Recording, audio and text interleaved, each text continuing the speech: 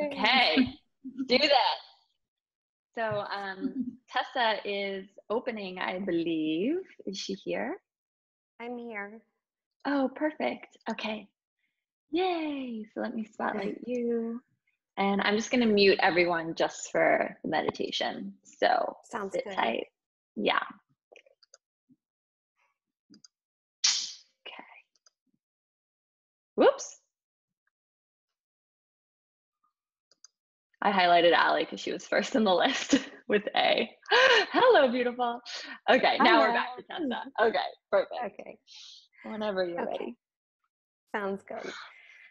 All right, I'd invite you all to find a comfortable seat. Settle in. Lengthen the spine. Gently close your eyes.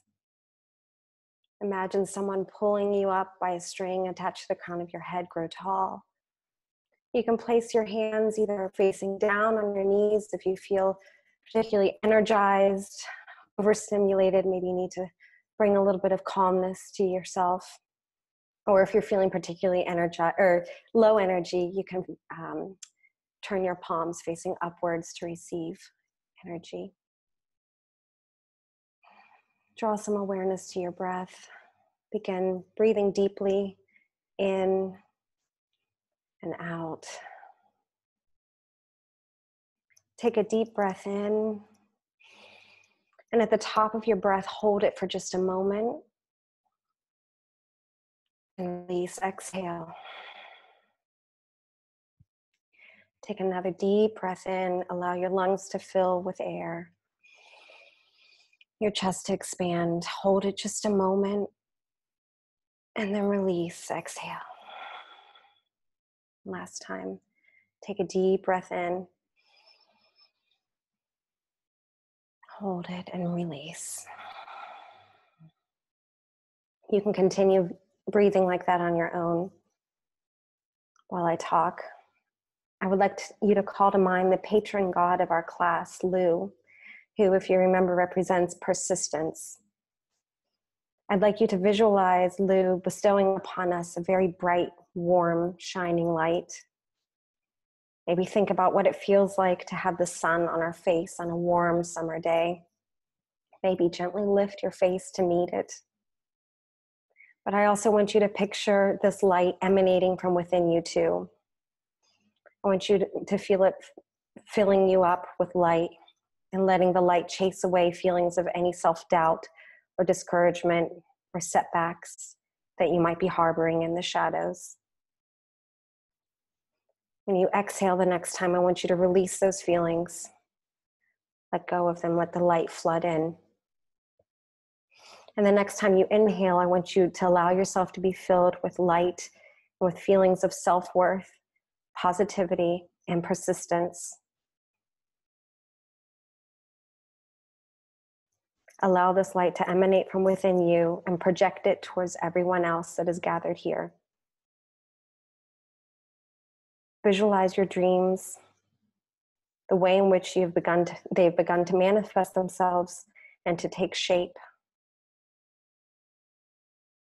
Continue to breathe deeply. Breathe in the creativity, positivity, and inspiration that will continue to propel you forward in this journey towards your dreams. Know that you are enough. Gently lift your hands, bring them in front of you, and slowly move them towards one another in front of your chest without letting them touch though. Let them hover right in the middle of your chest. But breathe into that space between your hands. Imagine a ray of light that is still shining there. And very slowly you can continue to bring your hands together until your palms touch, but maybe leave a little bit of space there. Allow the light to condense in between your hands. And slowly raise your hands up to the middle of your forehead to your third eye. And receive the light. Namaste.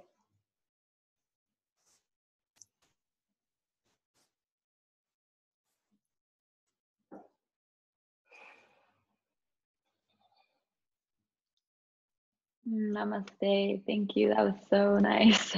I love how you brought back in our patron mascot. God, it was awesome. Thanks. Oh, thank you so much. So needed. Oh, that was great. Wonderful, wonderful. Thank you. All right. Wow. So, yeah, Tessa, that was awesome. I feel so relaxed.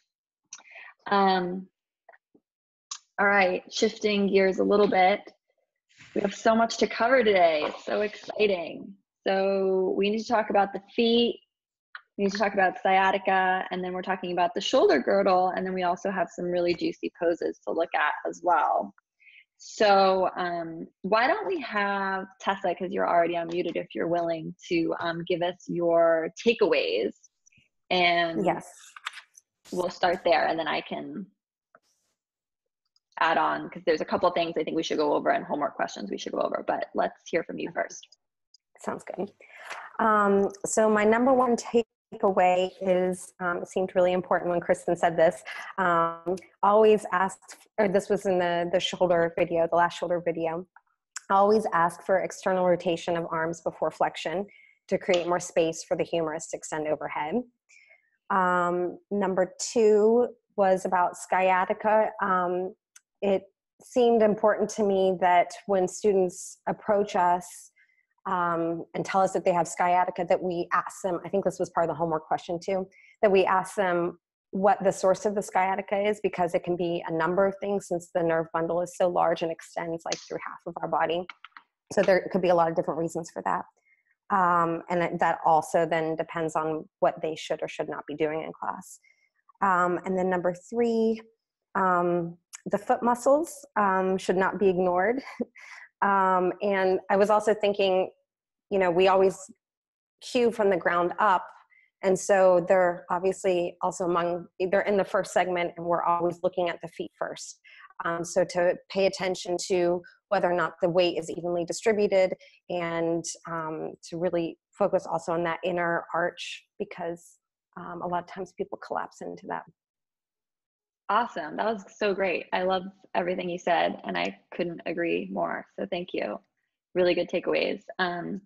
Does our other student teacher, I don't know if it's Muriel or Tofu, but do they want to give theirs as well?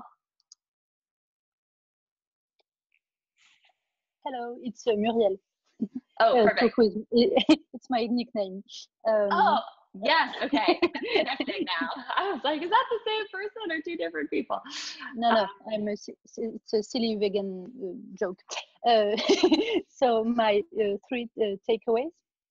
The first is always try, if you have pain in your shoulders, to go in cactus arm, high lunge, low lunge, and even when you do a Kundalini and you can hold, just go in cactus arm, in an inhale and exhale to reset and to ease your shoulder. So it's my first takeaway. My second is learn how to place your hands and your feet. And in fact, it was a chart Stephanie shared on Uplifted that I poorly. Oh, nice. So I think if Stephanie always had it, she can add in the group. But just to know the point of pressure, where you don't have to put pressure, where you have to arch to grip the floor. And my third takeaway is journaling. So tracking your everything about what you do about yoga, because tracking your progress in your practice make you explore the connection between body and mind, and you could have a huge breakthrough in life and in practice if you write your affirmation. It can be an affirmation, it can be a drawing, whatever, but just write just after your practice and journal about it. Oh, yay. I love those takeaways. Yeah, that's a really good reminders. Thank you so much. That was awesome. Yay. Great job, student teachers. So I think you guys really covered everything. I'm going to go through my notes really quickly just to share as well. So we'll start with B.3.8, also just to make sure all the homework questions got covered. So with the feet, right, the big takeaway is we want to draw our students' attention to this area. We want them to practice barefoot. Sometimes you'll have people who like keep their socks on, and you know, you can just tell them, encourage them to take them off. But you know, sometimes I've had people who just refuse, especially in beginner classes. So you just do the best you can. But really it's about reclaiming this area, and we cue from the ground up. So really you can always cue about even weight distribution in the feet. I think I say this in one of the videos I recorded for you guys, but it's like, if you ever don't know what to say, if it's a standing pose, talking about feeling through all four corners of the feet, feeling through the big toe, the pinky toe, the inner heel, the outer heel, having them lift and spread the toes in certain poses and set them back down, having them look down at their feet and make sure all 10 toes are pointing towards the top of the mat. These are all things you can cue. Really nice to cue these things in Tadasana, like the first time they're in Tadasana, right? So in Tadasana, you kind of move up the body with them to kind of reawaken all the proprioceptors in the 26 bones in the feet and all the muscles that surround. So, and then we'll see as teachers, right, looking at the feet is helpful for us as a tool because we can see a lot of misalignments stem from the feet. Oh, and Stephanie says that I froze. I'm sorry. Hopefully the internet will be nice to me today. Yeah, so if someone missed, if I cut off at a certain point, let me know. Okay, so moving on from the feet, let's talk about sciatica really quickly. We have a homework question here. And standing in Tadasana, how is weight distributed against your feet? Did you guys have any like interesting takeaways when you started to really notice, like, because we all have like a habitual tendency to either be forward on the feet or back on the feet.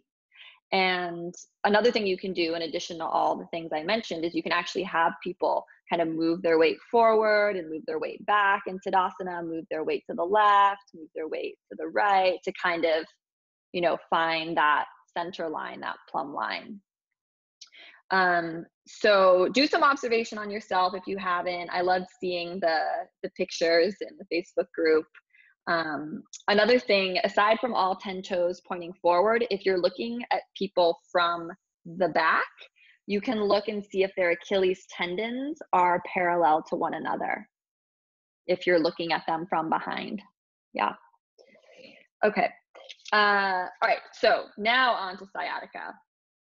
So someone walks into your class and tells you they have sciatica. What follow-up questions would you ask, and what else would you tell them?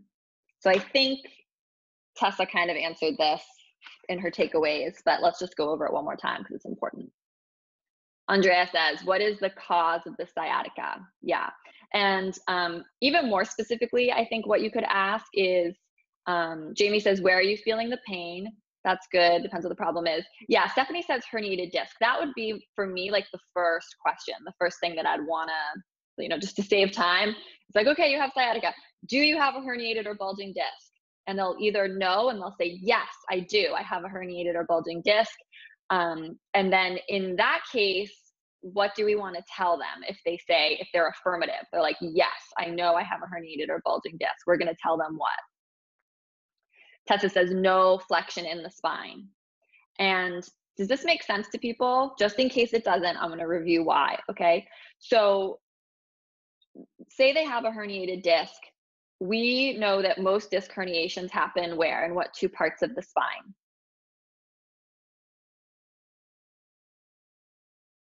Lumbar and cervical. Yep, perfect. So, and a lot L4, L5, but yeah. So the minute they say herniated disc, we're gonna say, okay, we're assuming it's in the lumbar or the cervical. Which way, when the jelly splurts out of the donut, which way does it most often tend to go?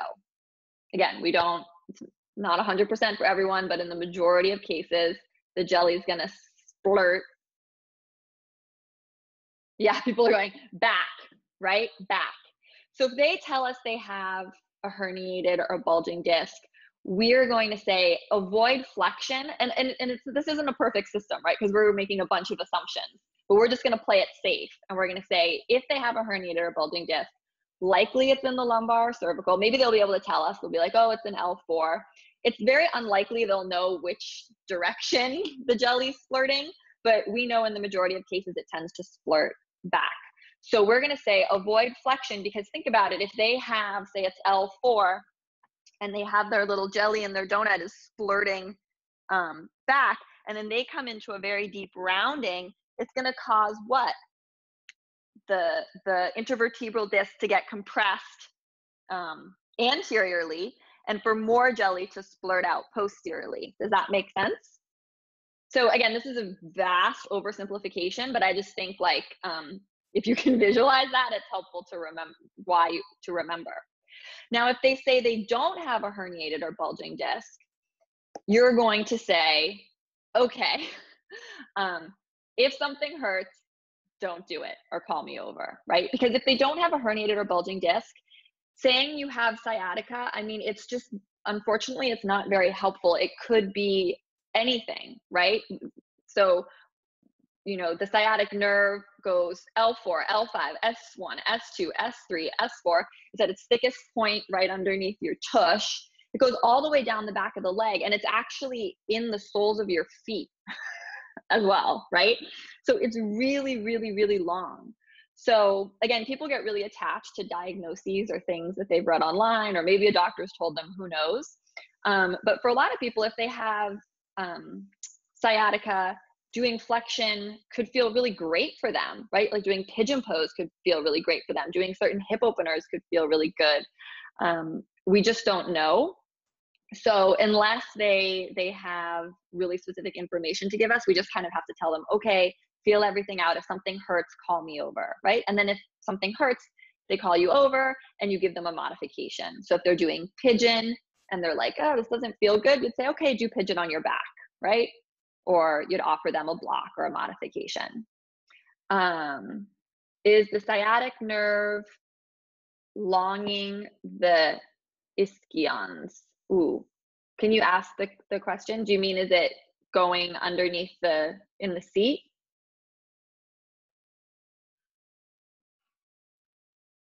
Yeah, it goes underneath the seat. It goes underneath the glutes. Yeah.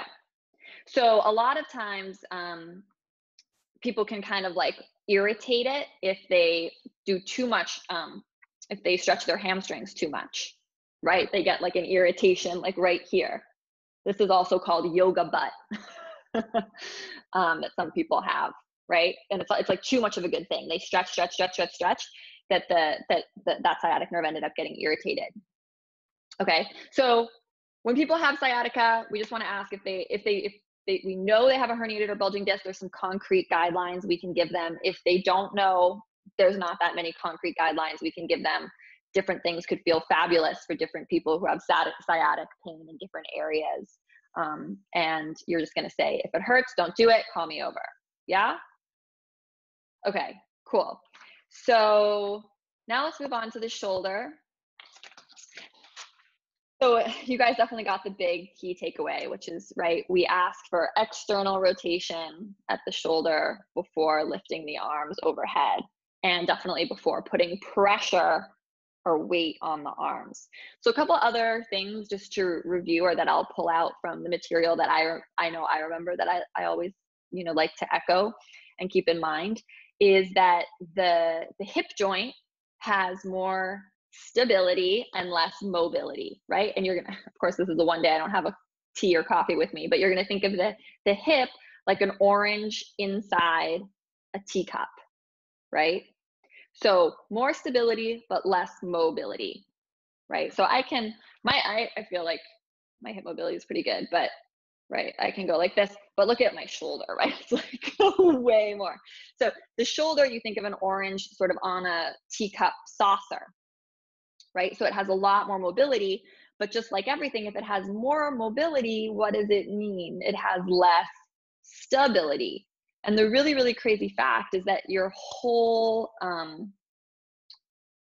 the appendage of your arms is attached to the axial skeleton just at the sternoclavicular joint. That's it. And it's very delicate and fragile, kind of like where your collarbones come together, which is kind of crazy when you think about it. So the point here is that we were not designed to bear weight on our arms, which I think we all kind of know, but then yoga does this crazy thing where it asks us to do that, right? So it's a huge challenge, and it's kind of cool because yoga is saying, hey, I know the hips have more stability, so let's try to get the hips more mobile, right? By doing things like pigeon, by doing some of these standing lunges. It's kind of brilliant, right? And then it's saying, okay, we know the shoulders already have a lot of mobility. How can we, get more stability in those areas by practicing putting weight on our hands? But of course, the body wasn't anatomically designed to walk around on our hands. So we want to be careful. Now, when we talk about the hip joint, do you remember how we talked about how someone's femoral head connects into the acetabulum, the hip joint, is going to be unique for each person, right? So if there are some bumpy knobs on the femoral head, or maybe their acetabulum, meaning their teacup, is a little wider, or shorter or longer or narrower, right? There's a lot of variability. So the same thing is happening in the shoulder as well, right? So how your acromion process and your humerus fit together. So the humerus is this upper arm bone, right? So how much space and all, how it's put together. It's the same concept that we see in our hips, right?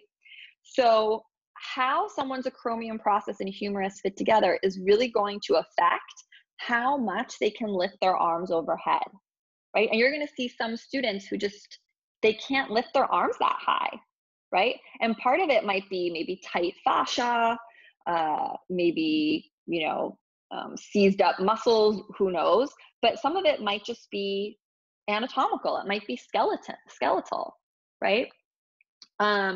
Okay, Rachel says, if people have a dislocated shoulder, do we need to avoid particular movements in the class for them? Dislocated shoulder meaning that their shoulder has never, they know it's out of alignment. Because if they know it's out of alignment, they're going to want to be very careful about, I would not put weight on a dislocated shoulder. So maybe doing like tabletop instead of down dog would be, if they've dislocated in the past. Okay, so if it's an old injury and they've dislocated it in the past, I think it's almost good to put weight on it because it's going to strengthen and shore up and hopefully stabilize the shoulder, right? So recent injury, right? No weight. If it's been a long time ago, then they can put weight, but you just want to really make sure that they're muscularly engaging, right? To strengthen all the muscles to stabilize the shoulder joint, not hanging out in the joints, and definitely not hyperextending. Okay, so hold on. So hold on, someone asked I think it was Stephanie asked a good question. I just want to make sure.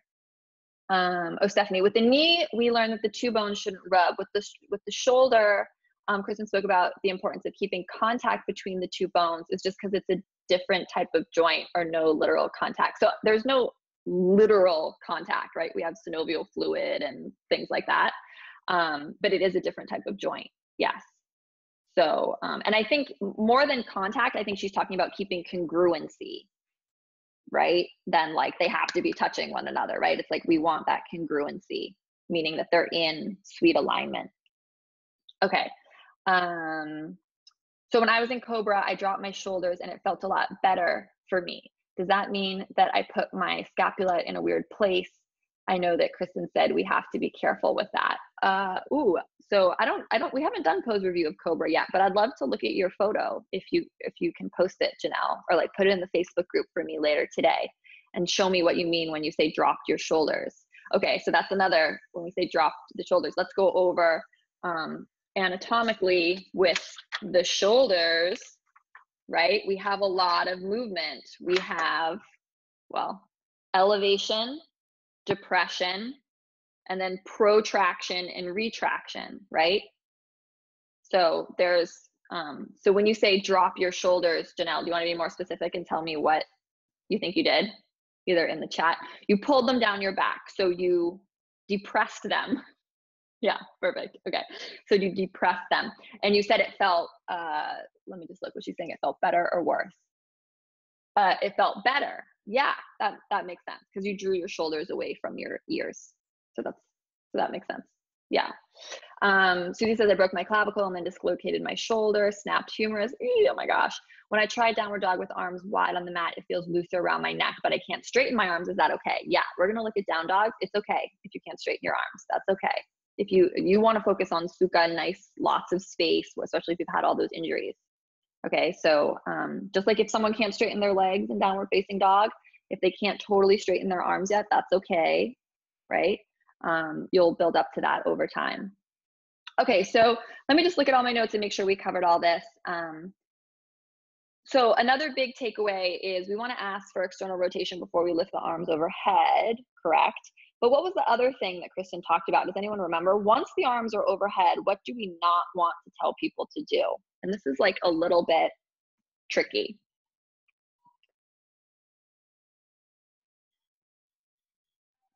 To draw them down, to depress the scapula, right?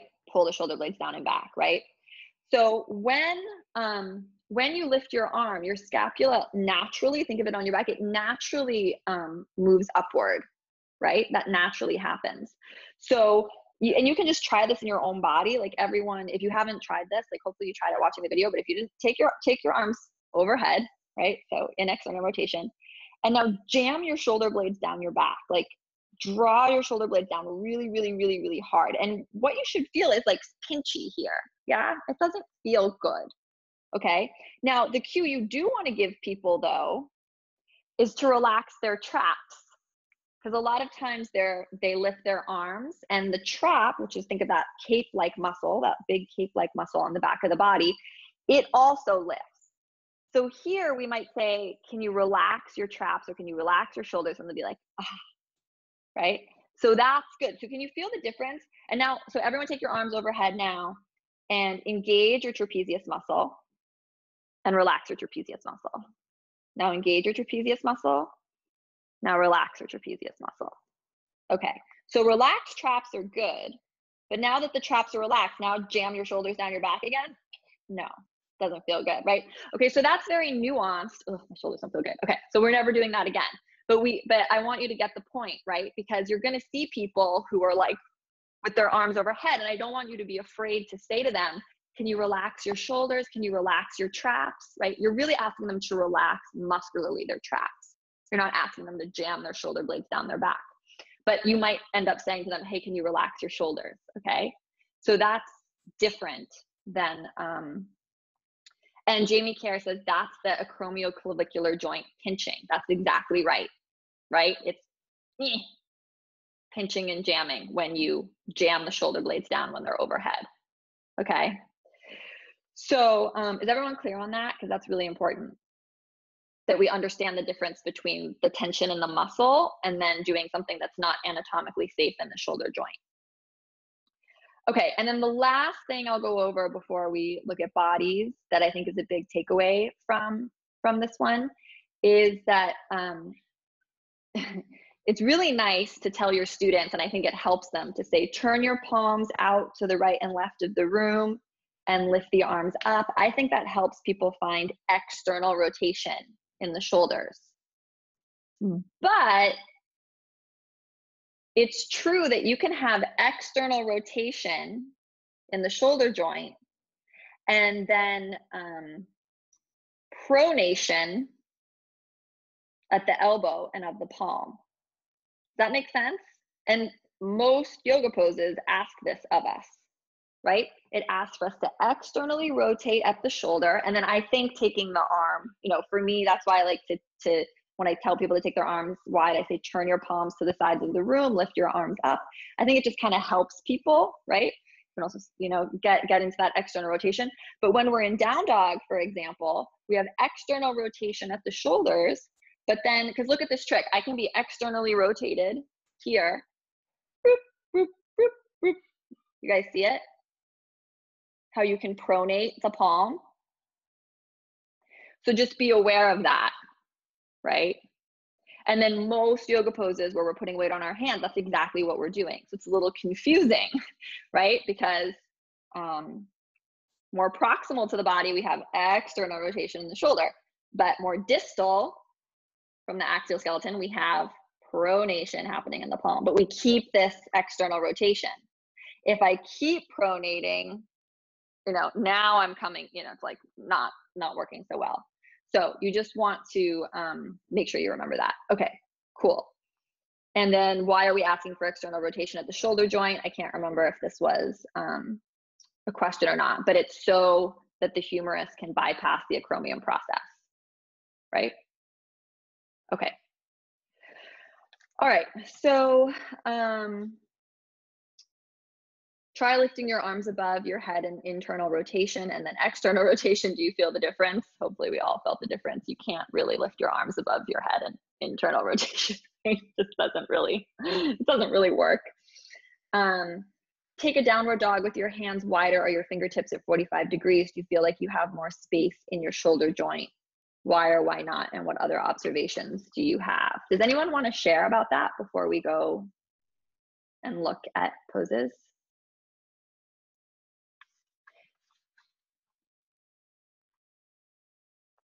Muriel, yes, thank you. Yes, just want to share that I don't feel anything with my shoulder, so it's really hard to understand. To me, it's really theory, but I can feel the difference when my arms are, when my hands are closed or wide in my shoulder. I don't feel anything. No, it's like 2 blocks of cement. Mm-hmm. Okay. Yeah, let's look at some photos and we'll see, because I think taking the arms wider is really helpful for certain folks, and we'll see why when we look at bodies. So maybe we should start with downward dog, if that's okay. So I'm going to share the screen now so we can look at some students. And down dog is really tricky in the sense that figuring out where people's scapula should be, or where your own scapula should be when you're in it. Once you have all this knowledge, you're all of a sudden like making all these micro adjustments, right? Because you're aware of it so much more. So I think we can't really talk about it unless we're actually looking at someone. So Muriel, since we're already just have you with us here, do you want to tell us someone you picked or wanted to teach or look at? Jamie B. Jamie B. Jamie, awesome. Okay, cool. No. Wrong, Jamie? Yes. Yes, it's the one. Perfect. Okay. So my cues will be maybe first bend your knees and try to lengthen your stance.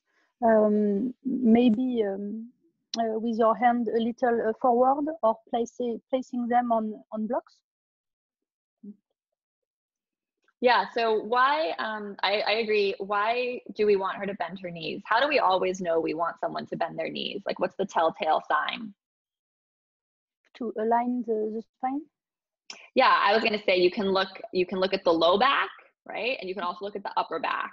And anytime there's kyphosis, right, there's rounding, her upper back looks pretty nice and neutral. And I think her shoulders, her upper body actually looks pretty nice. But we can see that her low back is not in its neutral curve. It's in a kyphotic curve, right? So if she bends her knees, it'll immediately alleviate that, because she'll be able to bend her knees and she'll be able to send her tailbone up towards the ceiling. And then I agree, once she bends her knees, she might be more comfortable if she walked her hands just forward a touch. Yeah, just forward a little bit. I agree. Okay, nice. Who else did you want to look at? I have Kathleen G. Kathleen G. Kathleen.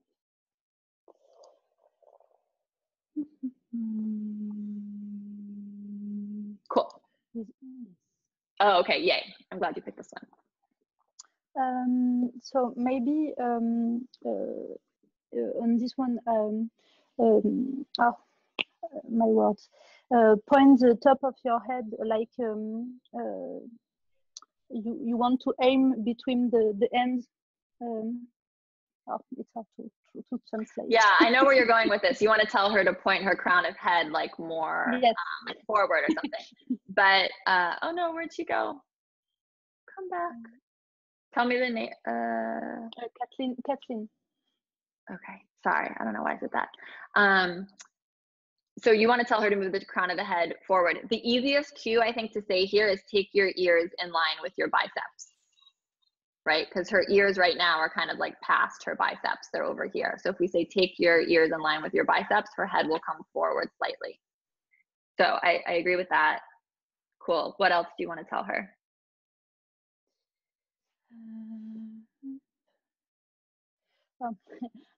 I have not maybe bend your knees, but I wasn't sure in this. Yeah.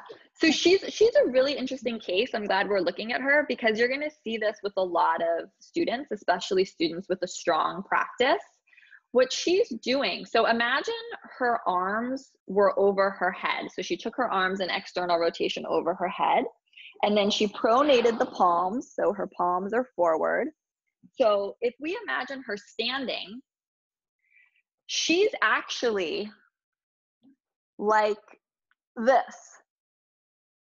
You guys see that? She's pressing her chest too much, so much towards her her legs that her torso, like if she were standing, her arms would be behind her. You guys get what I'm saying? So this is like crunchy, a little scary as her teacher for her in her shoulder joint.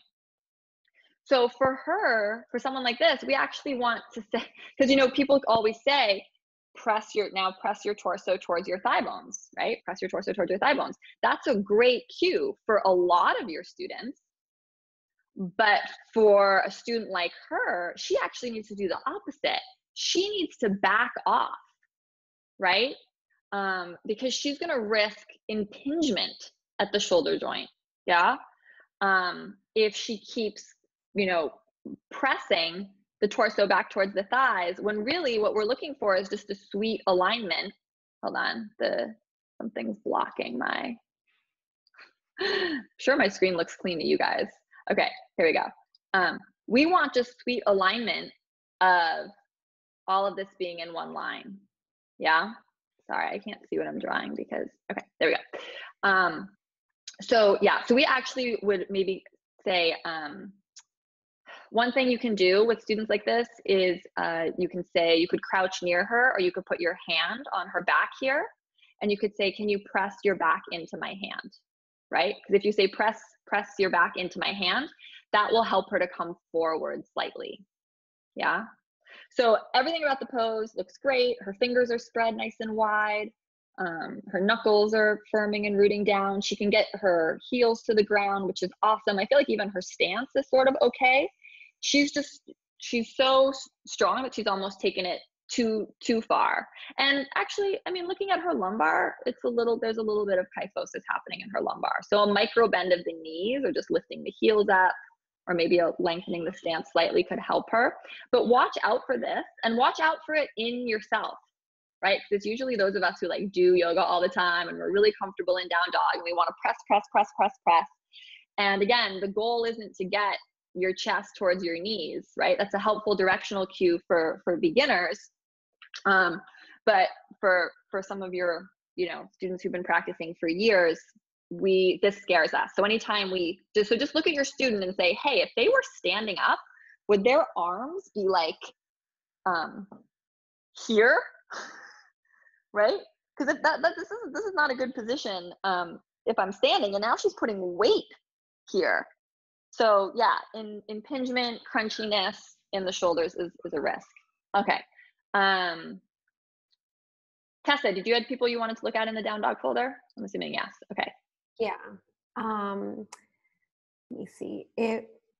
Michelle Langley. Okay, Michelle.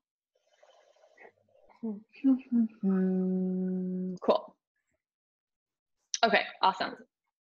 Okay, so starting with the feet, I would say that she needs to bring her feet hip width apart, or maybe even a little bit wider.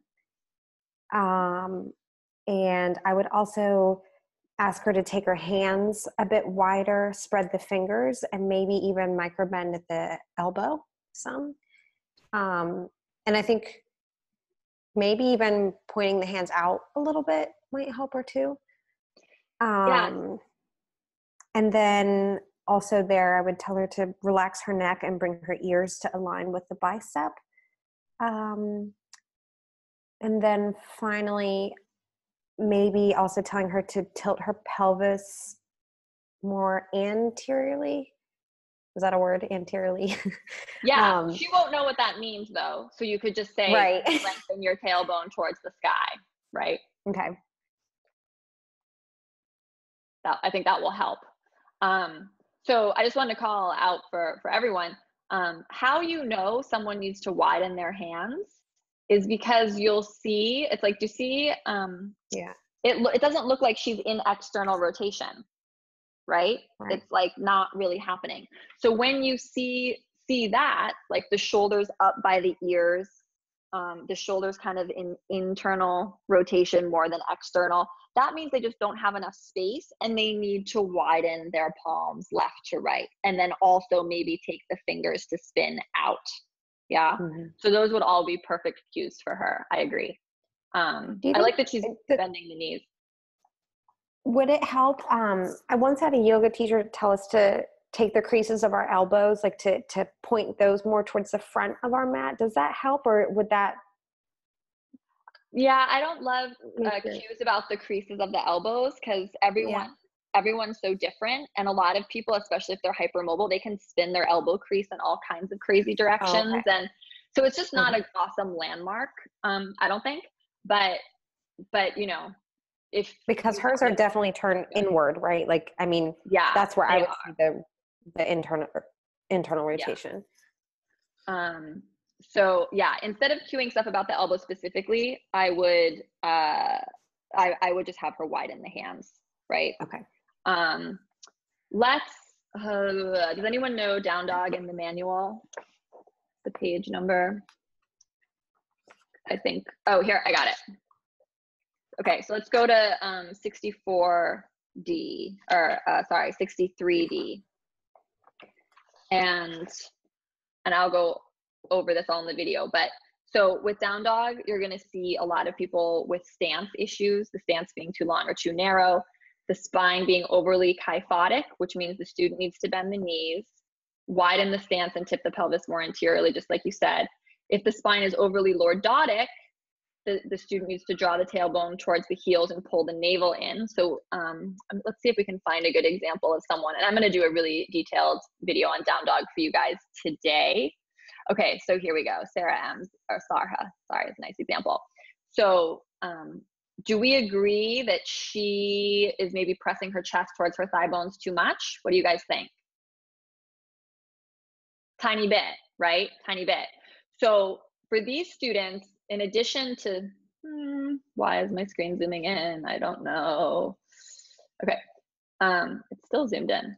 Okay, there we go. All right, in addition to telling her, you know, press, if you can't do a physical adjust, another great thing you can say to her is knit your ribs in. Notice if you're guilty of this in your own dog, that you start just pressing your chest towards your thigh bones and that the ribs splay out instead of hugging together. Yeah. So we can see that her ribs are splayed out. And if she started thinking of her Scarlett O'Hara corset and, you know, knitting the ribs together, it would send this forward in a way that I think would be good and protect the shoulder more. So it should be more up here. Does that make sense to people? So people who have a lot of mobility in the shoulder joint, right, they're at risk for injury in some ways even more than maybe like our stiffies, right? Because they're you know, constantly potentially taking it too far. Okay, so so sitting in the joints, overly flexible. Student needs to push the floor away, press arms forward, legs back and belly in. So more core engagement for her too, as well as knitting the ribs in. And then all the modifications for dog. Okay, tight hamstrings, you can bend the knees deeply. You can take the feet as wide as the mat. I love that one. And I love often teaching dog, telling everyone to take the feet as wide as the mat as like a first step. Tessa, we can look at you. It looks like you have your feet really wide on purpose, I'm assuming, right? Or is this your regular dog? Oh, I can't hear you. It's my regular dog. It's your regular dog, but that's fine. Yeah. If it works for you, that's fine. But you know your feet are not hip width apart here, right? Yes. Yeah. Yeah. So, but you could take them, so let's just use an example of, say you were with a group of beginners, you could say them take your big toe on the mat and your pinky toe on the floor and have them take the legs that wide, right? And that really, it's nice. Play with it in your own practice. So that's a good one. Then you can have them bring the feet hip width apart, but ask them to bend the knees deeply. Tight shoulders, meaning that you see that their shoulders can't find that sweet external rotation. Widen the arms more than shoulder distance apart and or bend the elbows to find external rotation. So it's okay to practice with bent elbows. It's going to actually cause you to turn on all the rotator cuff muscles, all the stabilizing muscles around the shoulder girdle if you microbend the elbows. And it can also help people relax their traps, right? Because those traps that we talked about just same as Ardho Hastasana, they elevate for people in down dog as well. So you might tap their traps or say relax your shoulders. And then lots of people have wrist issues here. So those yoga jellies are great. Folding up the mat once. Anytime someone has, how can I stop the share? Anytime someone has a wrist injury, just remember that the idea would be that you want to elevate the wrist part of their hand. So that, and then have them spread their fingers wide, obviously. But like a lot of people I see, my yoga jellies are right here. They just put their whole hand on the jelly. Okay, that may or may not help people. What you're really looking for is to put their wrist on the edge of the jelly, or if you rolled up their mat, just the edge, right? And then spread the fingers, because this is going to actually help relieve pressure in the joint, while if they're just pressing here. Because what we're looking to do is to decrease this angle. Yeah, so if they just take their whole hand on top of this, it's kind of like having the whole hand on a block.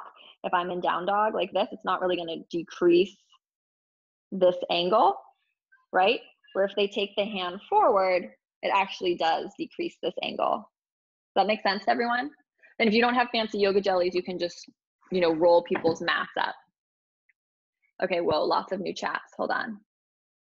Okay. Rachel says, my first dog of the day, I always do wide legs. It's so lovely to find space. Can she bring her hands in towards her? Can we go over the subtlety of the scapula that was discussed in the video? Yes. Can you ask? I wish do we have a photo of someone who doesn't have a t-shirt on? Dolphin is an alternative pose for wrist issues. Totally. Yeah. So how do we cue the length of the stance? Is there a guide? Okay. Unfortunately, I think there's really not like a one size fits all cue that's going to work well. Most people are coming into down dog from all fours. So they're going to curl their toes under, and from all fours, it's so variable. It's so variable. There's really not like a perfect cue. I would start people from all fours, tell them to curl the toes under, have them come into down dog with bent knees. And then to go over the position of the shoulder. So the scapula, when you lift your arms, right, they're naturally going to move up, right? So they're going to go into a little bit of protraction and elevation. And that's kind of just where we want them to stay in down dog, right? Just as if your arms were over your head.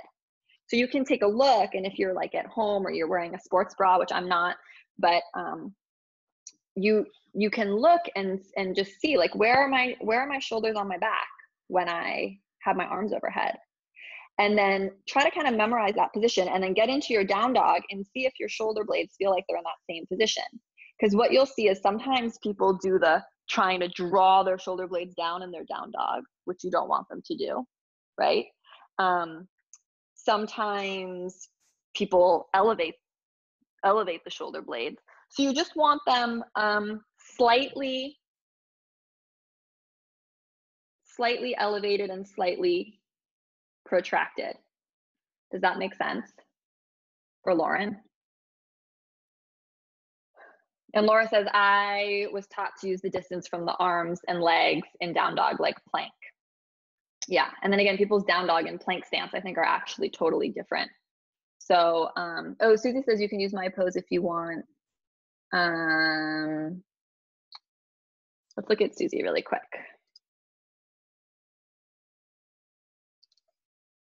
Yeah, the thing is, I want a photo from the front, which I don't think we have. But this is interesting. Like, I feel like you could micro bend your elbows and find more external rotation at the shoulder joint, just a little bit, and maybe taking the arms wider would help you with that. For a lot of us, like if you've never done dog with the arms, oh, sorry, I forgot to share the screen. If you've never done down dog with the arms wide, like just try it. It's really, really amazing. If you've never done down dog with the elbows micro bend, try that. It's like it changes the whole pose, and it's really, really interesting. It helps you build up more strength and all. Oh, here we have Gloria. Okay, I know I'm still not showing the screen, but I'm gonna do it now. Okay, cool. She is, sorry. Amanda says I can demo. Oh, cool. Maybe we'll ask you to. So this is really nice because she's taken the arms a tiny bit wider, do you see? And I think her shoulders look really, really good, right? Like we can tell there's external rotation. Her shoulders aren't up by her ears. Like a lot of times you'll see,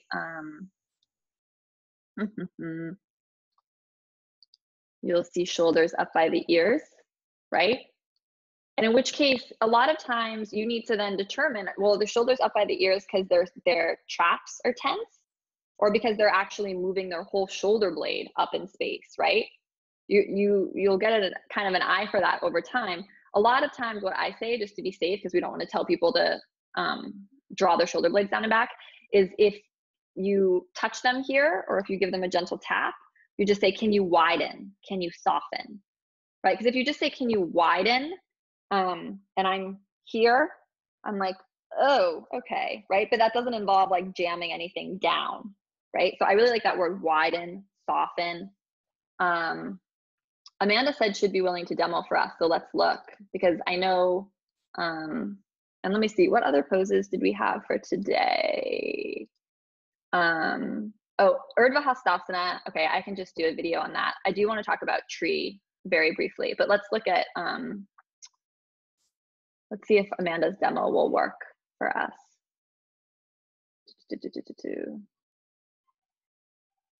Amanda, spotlighting you.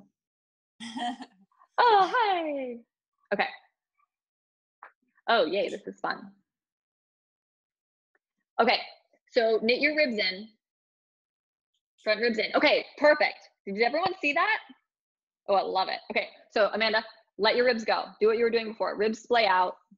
Okay, ribs splay out. Do we see how she has a little bit of more lordosis, right? So, okay, now ribs in, Scarlett O'Hara corset, whew, right? Okay, yay, I love it. All right, now tense your traps up by your ears.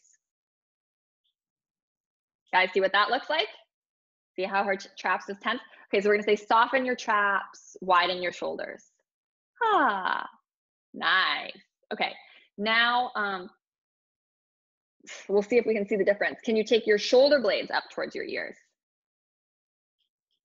You guys see the difference? Okay, relax your shoulder blades. Now tense your traps again. It's hard to do not one with the other. Okay, relax the traps. It was better the first time. Okay, now draw your shoulder blades down and back. Ugh. Okay, so that's too much. Can you guys see a little bit the differences? Now, okay, so Amanda, if you're, I'm sure you're getting tired, but imagine you couldn't really externally rotate your arms very well. So like take your middle fingers towards one another. Like, yeah. So do you see now we have like this tightness here? So you're gonna see this in a lot of your students. We kind of saw that in the photo of the student we looked at who had the wrinkles in the t-shirt here because she was kind of like, eh. So now take your middle fingers apart from one another, widen your arms so they're as wide apart as the mat,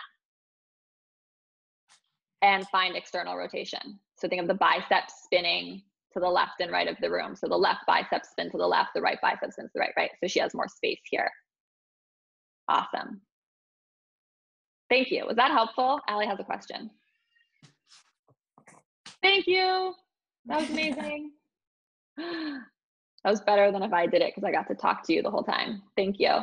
Allie, what was your question? I don't Oh, have you a didn't question. have? I don't know. Oh, I thought you were raising your hand at the screen. Oh no, I was just doing what you were saying, pretending I was in ground dog. Just rotate. Is that cue the biceps rotate? I know I collapse in quite a bit. Yeah, so with the biceps, okay. The left biceps rotating this way, the right biceps rotating towards the right, but then you're thinking of your palms like saucers spinning in. So there's a video on in the syllabus that's linked that shows this really, really well with like graphics drawn on the video. It's I think it's called Down Dog Fix or something. So watch that. Jennifer says, can you explain the knit your ribs cue for everyone? It confuses some people. So could you see it in Amanda? So if my ribs are splayed out, it looks like this. If my ribs are splayed in, or sorry, if I knit my ribs together, it looks like this, right? So this is the difference. Ribs out. It goes with booty popping. So rib, right? And you see the space between them, and then they're gonna hug together like they're friends. Is that helpful? So booty pop, ribs out, ribs in, and then I can lengthen the tailbone as well. Is that helpful? Okay. It's above the core. It's above the core, right? These are my ribs. This is my core, right? So I can engage my core, but still have my ribs splayed open. This is why this is such a great subtle cue to catch for people, right? So my core right now is engaged. My tailbone's even lengthening down, but my ribs are still splayed apart. Now I'm gonna bring them together. You see the difference that just happened? Look at my back. Okay, so it's above the core, it's different, it's subtle. Okay, definitely watch the Down Dog Fix video. Before we go into jettas, I just wanna look at tree really quickly.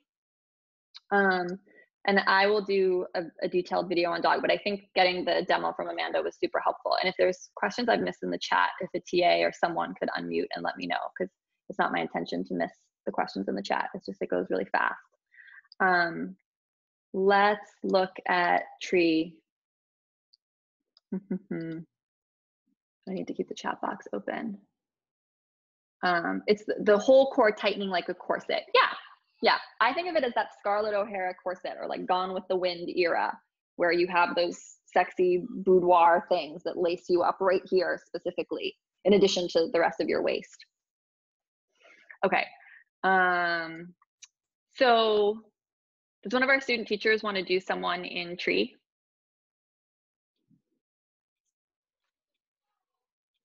Tessa?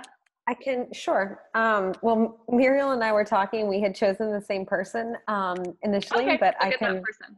Well, Muriel can do that one. I'll do a different one, but okay. It was essentially both the same, same correction that I think we would make. My second choice was Rachel W. Okay.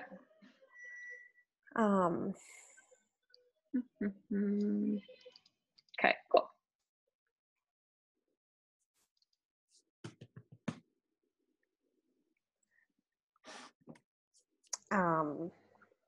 So there, I think the major thing to cue is that she needs to take her elevated foot either higher up her thigh or lower down towards her ankle and not have it be up against her knee, because to me that's a little bit too close to her knee and that could cause injury or damage. Right. So we want the sole of foot either above the knee or below the knee, never pressing directly into the knee. But everything else looks quite lovely, right? Yeah. Yeah. Okay. Who was the other person you guys wanted to look at? Real quick. It was Janelle O. Okay. And Meryl can take over for that one. Yes. So it was the same knee push that we want to be careful. You hear me? Yeah. Okay. That we want to be careful for, even if it feels natural to place the arch of the feet on the knee. You really want to take it back or higher if you can. And for Janelle, maybe dip the chin. Yeah. Yeah. Cool. Those were both great, you guys. Another one that I want to talk about, and I'm just going to look really quick to see if I can find a really good example. So it looks like no one's doing it too extreme. Maybe we can look at this one a little bit. It actually looks okay. So no one's doing this in extreme. But what I've seen with a lot of people coming into training, they were often taught, and I don't think you guys seem to have been taught this, but a lot of people were taught that the purpose of tree was to get this thigh as far back as possible. Has anyone heard of that? Or that, so like if I was standing against a wall, that this thigh should be like flush against the wall, right?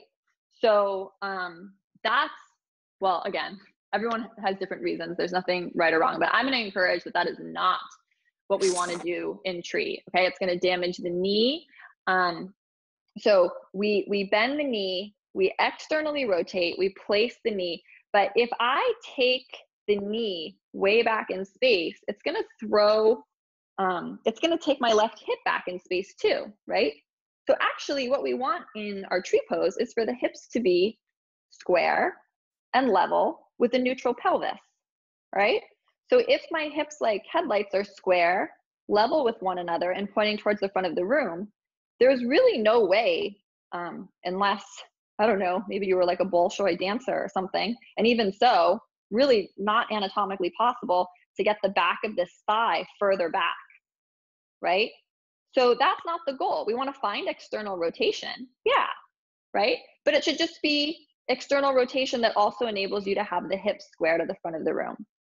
So you'll see if students start taking the knee back, like everything just, now my hips are no longer level, my SIS are no longer level.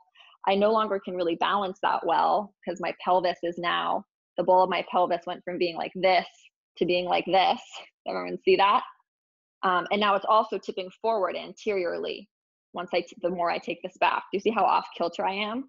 So just make sure that that's really clear to folks. And then again, we come back to ranges of the motion, ranges of the ego, forms of the soul, because for a lot of people, if they want to keep if the neutral pelvis becomes our goal, because from neutral pelvis, we can have length in the spine. Why do we care about why do we care about a neutral pelvis? Because we want length in the spine. Why do we care about length in the spine? So students can breathe deeply. Remember, it's like in every pose, we want everything in anatomical neutral best we can, except for the one thing that's changing. So everything's in anatomical neutral. Look, I'm in anatomical neutral completely except for this leg. And for some people, it'll mean that even if they can like lift their leg up here, that it will cause this hip to hike, right? So they actually might need to say, you know what, even though I could do it here and keep the hip square, we don't want pressure on the knee joint. So I actually have to go down here. And then remember, cueing hands on hips in tree is really, really, really nice and important. So it's okay to be down here, right? The priority is that neutral pelvis, not getting the thigh bone back in space flush against the wall. Because I just feel like every time I have a new group come into this training, everyone was told they were told that, and it's really weird to me. Questions? Which part of the thigh are we placing the foot on? Is it the inner thigh or a bit forward of that? I would just say, you know, if you're wearing like yoga leggings, where the seam is, right? So just right in the middle. If it hurts the knee or you need to modify a little bit, but I find it like right in the middle. Is it okay to touch the sole of the foot on the ankle? Yes. Yeah. So with the ankle, it's okay, right? We can do like a little coupe, because usually the foot stays on the ground. I don't know if you guys can see my feet. I don't think you can, but I'm doing like a little coupe, right? So you can do tree for beginners with just the 1 foot on the ground, just with the ball of the foot on the ground. That's really hard for a lot of people to just balance like that. So, okay. All right, let's do jettas, and let me pull up and put any last questions in the chat. So in jettas, you're gonna cue downward facing dog. And I think it would be great, get someone to be a demo person on camera. If that person's willing to take off their shirt so you can see their scapula, even better. If they're not, that's okay. If you're not staying for jettas, this is the moment to bounce off. I saw a private message to me about jetta requests. If you can repost that for me now privately, that would be helpful, because I think it's gone in the stream. Oh, closing meditation. Thank you, Jen. Thank you. We have Brett, can you offer a modification for down dog in an injury that doesn't allow for external rotation? At the shoulder joint? Yeah. No, I would say all fours, cat-cow, right? Because we don't want to put weight on the arm unless it's in external rotation. Okay, sorry, Muriel, let's do your closing meditation, and then we'll do jettas and have someone on camera in the jettas to look at down dog, shirtless or non-shirtless. I'll take either.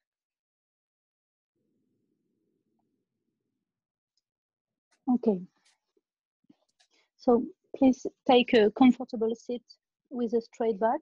And if you can, for any reason, please join us in Shavasana. Now close your eyes and take a deep inhale for 3 times and exhale 3 times. Inhale, 2, 3, exhale, 2, 3. Once more. Inhale, 2, 3, and exhale, 2, 3. We often talk about doing yoga off the mat, but we sometimes forget that we can all see through yoga. If you pay attention all around you, every moment in your life can be seen and experienced through yoga. Imagine, for example, that you are now meditating near the seashore, and take a look. Hear the beautiful sounds of the waves. Waves will always be there to teach you about impermanence. They are born in the vast water, go high to the sky like a huge inhale, and crash to the sand like a deep exhale.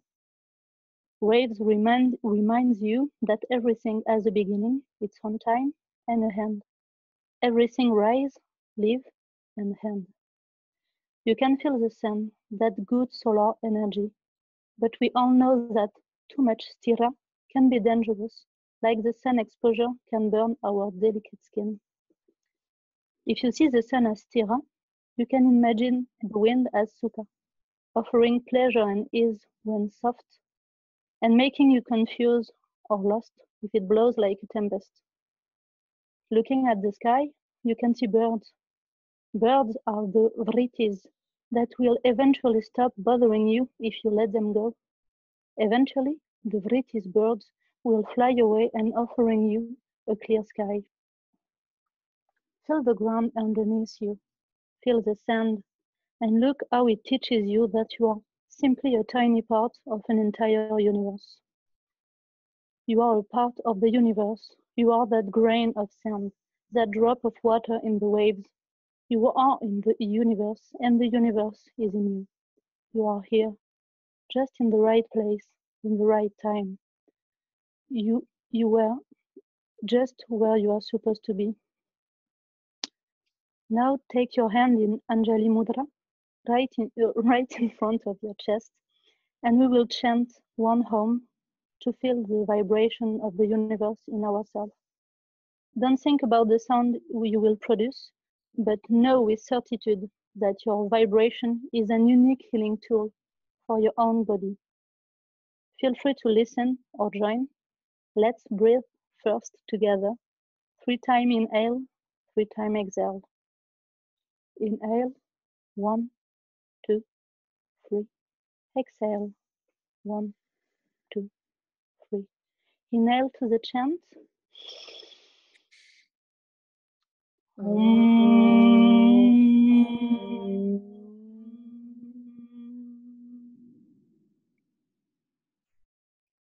As the meditation closes, please take a moment to be grateful about you being here, right now, following the path that you are meant to live. Gently wiggle your fingers and toes. Blink your eyes open.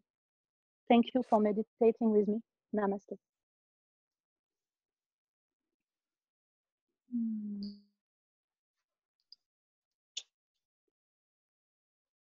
Namaste. Thank you. Thank you so much. I love the chant. That was awesome. Okay, so now if you are not in your Jetta, joining for Jettas, you can drop off. Thank you, Muriel. That was really nice. One, for the people who are struggling with the ribs, another way to because this occurred to me, another way you can think of this is that when you knit your ribs together, it brings your head more directly over your body, right? So a dance teacher really helped me with this, right? Because a lot of us, we think good posture is like taking the shoulders back and like opening here, right? Just across the chest and the collarbones. But look what happens when I do that, right? What happens is I thrust my chest back so much that then in order to come into like a neutral place with my head, I actually come into forward head with the cervical, and the cervical like curve would flatten. Can you guys see that? So what you actually want to do, instead of just thrusting the chest open like a peacock, is, as crazy as it sounds, knit these front ribs together. It's hard work. It's like a wrapping, like saran wrap of them wrapping together. And then your head's going to truly align over your tailbone. And it might feel like your head is, like, it might feel like you're leaning forward when you do this. Like when I first started doing this, it felt to me like I was way forward here. But it's actually perfect alignment. Okay? So just food for thought as we continue. Was that helpful? Or hopefully I didn't confuse people more. So the different misalignments you're going to see, right, are people who can't externally rotate their shoulders at the shoulder joint, and they're going to look like this. Okay, do you see it? Yeah. Yeah. Oh, it looks so pinched. Going to you see, say relax your traps, right? They're gonna sometimes have their scapula elevated, which looks kind of like this. It's slightly different. Brett, I think I'm losing So nice, gives you so much space. What else did I want to show here? Here, someone, even though they're in the external rotation, they might have their traps elevated. You could say soften, right? And then the people who are going too far, they're going to look like this, right? Pressing the torso too far back towards the thighs. You're going to want to bring them back to here.